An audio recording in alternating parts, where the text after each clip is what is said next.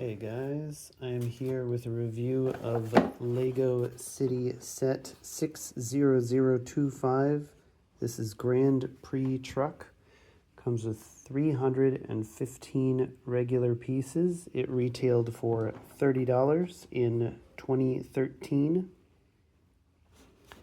This is one of the early years of the numbered bag system.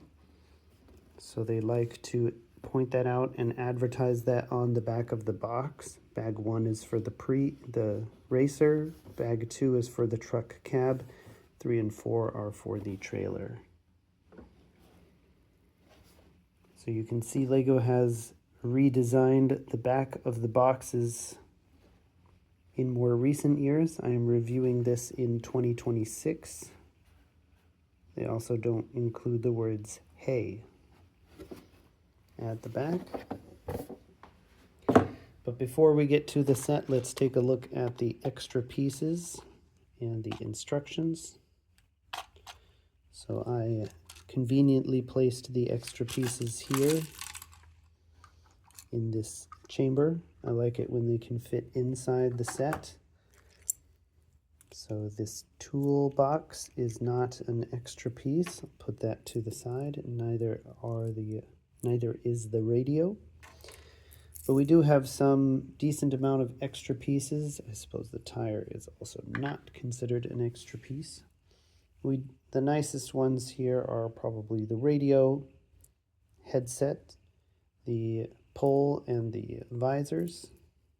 But a simple number of extra pieces. We have 3 minifigures that are very similar. So we have a truck driver. 2 of them can kind of fit in the cab, but they don't fit as nice as the newer sets with the jumper plates. So here you could put in 2 jumper plates and fit in 2 minifigures. I won't say comfortably, but you can fit into seating properly. Here you can put the driver seating properly and just kind of shove in the extra character, or he'll have to stand and bend, or stand in the back and bend, or something like that. There's also a gap here, but let's get to that later. So we have 3 figures here. We have what looks like the racer with a smirk, the driver with a smile, no printing on the back side of their heads. They are all identical for the torso and legs, which I think is fine. And then the guy with the brake sign. I don't know if this is different in other language versions. I do have the American English version. So he also has the radio headset, and you could use the spare on the other guy, but on the driver, but officially it is a spare piece. So to build this set is relatively easy. Also for spare pieces, we do have some of the tools as spare. I left them all in the package just to see what they look like. Because Lego has done away with this type of plastic bag with the perforated holes in them. And that is how the tools used to be. This is the second way the tools used to be presented. The first way was on a wheel as they were cast, and then they put in the whole wheel, cast wheel.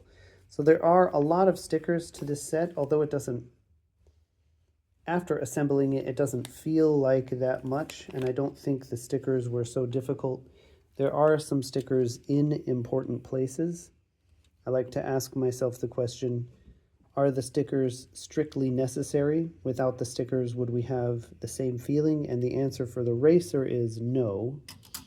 For the truck is not really. And then the second is, are the stickers adding value? And I think the answer there is yes, in most cases. So the minifigures are okay, and I don't mind that they're triplets of each other. We do have a toolbox, which, as I mentioned, I did not open the tool wheel. There are 3 instruction booklets, as you can see underneath the cat. And they are laid out the same way the back of the box labeled them: the Grand Prix Racer, the truck, and the trailer. So the Grand Prix Racer is very simple, even more simple than the F1 city racers we have today, although it is a very similar size, and perhaps the city F1 racers are taken after this design. So again, a very simple design, but it's okay. And for the cab, we have some more stickers. We have the license plate, which I accidentally applied upside down.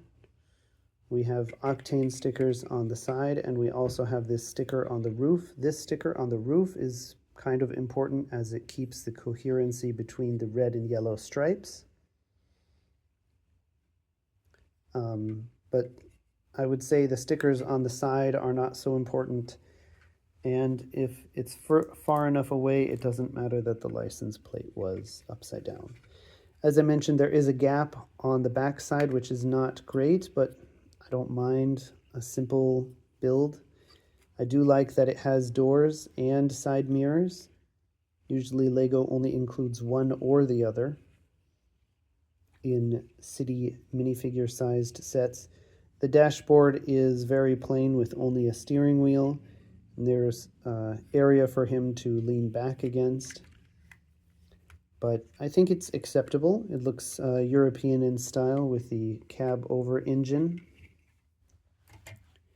Then we come to the trailer, which does encompass half of the bags. So it does have a tool area for the tool cart and the spare tire.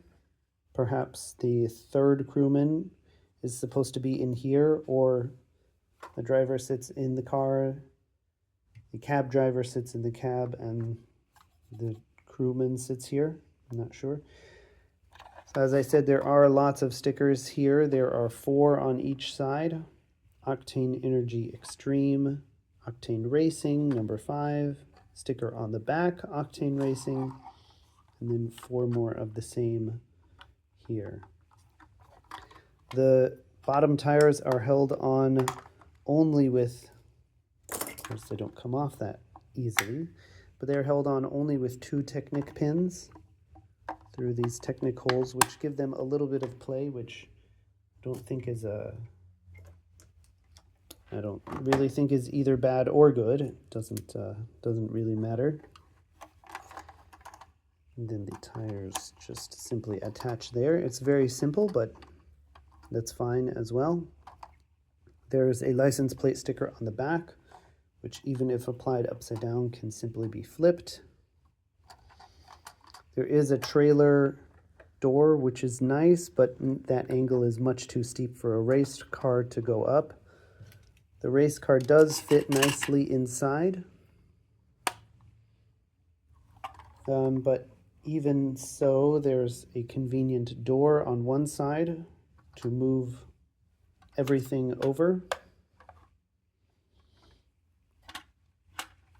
So you can have access to the inside. So I think it's a good set. Not quite as good as the fire engine I recently reviewed, also from 2013. I think that fire engine fits in better with the Lego City theme even nowadays. This one looks a little strange. I don't even know if it would fit with the Lego City F1 racers. But I do like it. It's quite nice. It also reminds me of the 90s Octane Racing sets in town, which I also liked. So I like semi-trucks. I like that it comes with a Grand Prix racer. It would be nicer if it came with more than one Grand Prix racer, but then that would change the entire equation. And $30 for 315 pieces is a good piece to price ratio, both in 2013 and now.